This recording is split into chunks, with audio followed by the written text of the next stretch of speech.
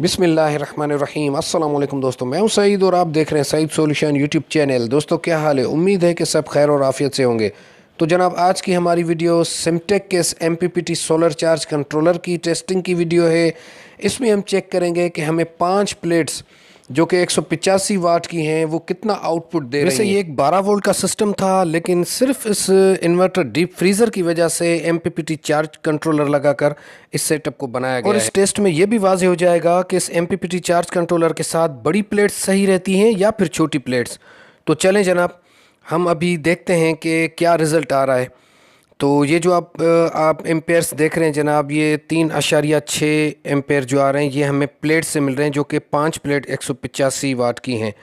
और यहाँ पर 25 अशारिया, ये थोड़ा सा बढ़ेगा, आप आगे देखेंगे थोड़ा सा बढ़ जाएगा। अच्छा, यहाँ पर अगर वोल्ट की बात करें और एम्पेयर की तो इसमें थोड़ा सा डिफरेंस है। मैं अपनी पहले की वीडियो में भी बता चुका हूँ कि इस मेरे यूनिटी के मीटर में और इस MPPT चार्ज कंट्रोलर के मीटर में 5-7 एम्पेयर का फ़र्क आता है। अच्छा, मैं अपनी हर वीडियो में ये कोशिश करता हूँ जनाब इस चीज़ को क्लियर करने की कि इसके डिस्प्ले में थोड़ा बहुत फ़र्क आता है। एक्चुअल में वो एम्पेयर ज़्यादा होते हैं, लेकिन इस MPPT चार्ज कंट्रोलर का डिस्प्ले थोड़ा सा कम बताता है। अच्छा, यहाँ पर देखें थोड़े से बादल आए हुए थे जिस वजह से अब वो हटे हैं, तो यहाँ पर देखें आप एम्पेयर्स बढ़ गए, 28 से भी ऊपर चले गए एम्पेयर। अच्छा जी, अब जो आप एम्पेयर देख रहे हैं जनाब, ये जो फ्रीज़र चल रहा है ये उसके एम्पेयर से, मतलब DC एम्पेयर जो ये बैटरी से ले रहा है इन्वर्टर, मतलब 8.3 एम्पेयर बहुत ही कम पावर कंजप्शन है। इस फ्रीज़र को आप रात को भी चला सकते हैं बैटरी पर कुछ देर के लिए।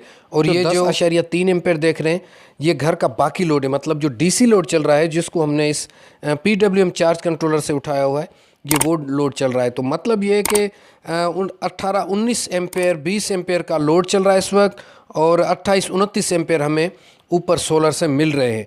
अच्छा, यहाँ पर एक चीज़ मैंने नोट की है दोस्तों कि अगर आपके पास पहले से प्लेट्स हैं, जैसा कि इनके पास ये PWM चार्ज कंट्रोलर लगा हुआ था और पहले से इनके पास प्लेट्स मौजूद थी, तो इन्होंने सिर्फ MPPT चार्ज कंट्रोलर ऐड कर दिया और उससे ये फ़ायदा उठा रहे। लेकिन अगर आप नई प्लेट ख़रीदेंगे तो उसमें आपने ध्यान करना है कि छोटी प्लेट से आपने अवॉइड करना है, क्योंकि इसके साथ जब हमने बड़ी प्लेट 450 वाट या 500 वाट की लगाई तो उस एक प्लेट की रिज़ल्ट इन 5 प्लेट से भी ज़्यादा हमें मिली है।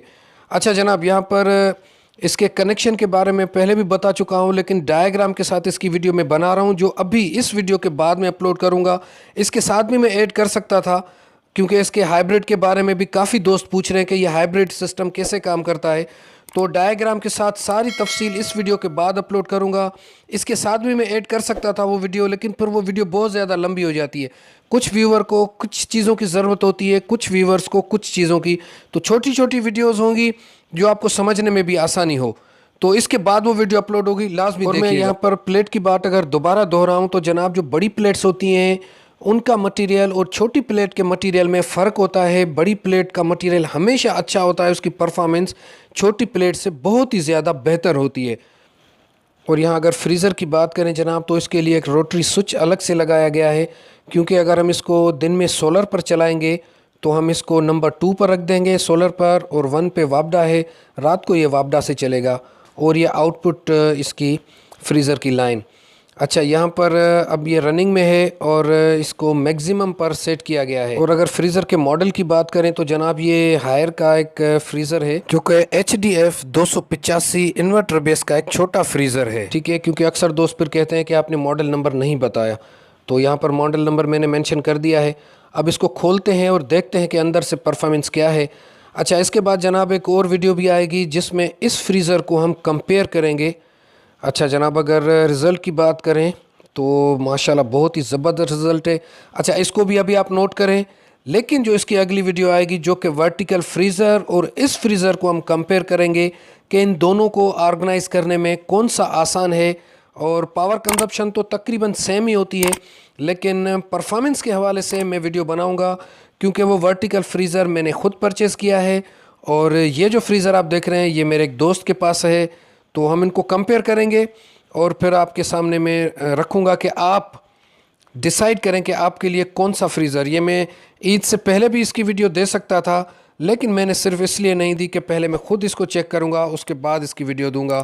तो आज की वीडियो यहाँ तक थी। अपना बहुत सारा ख्याल रखिएगा। दोबारा इसके मॉडल नंबर को आप देख लीजिए। अगली वीडियो में मिलते हैं। अल्लाह हाफिज़, अल्लाह निगहबान।